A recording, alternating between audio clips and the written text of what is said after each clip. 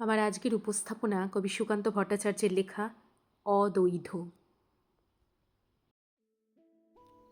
নরম ঘুমের ঘোর ভাঙল, দেখছে অরাজক রাজ্য, ধ্বংস সমুখে কাঁপে নিত্য, এখনো বিপদ অগ্রাহ্য।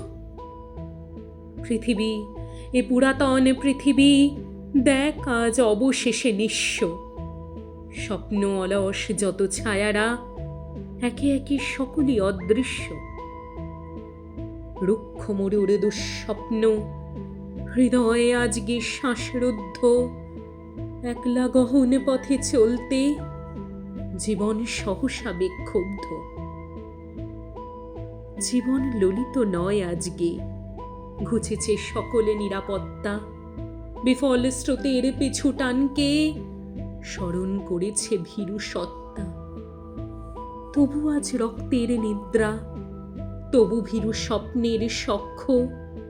সহসা চমক লাগে চিত্তে, দুর্জয় হল প্রতিপক্ষ।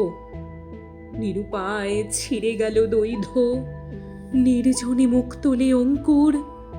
বুঝে নিল উদ্যোগী আত্মা, জীবন আজকে ক্ষণভঙ্গুর।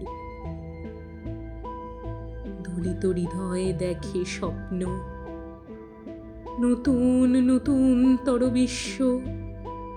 তাই আজ স্বপ্নের ছায়ারা, একে একে সকলই অদৃশ্য।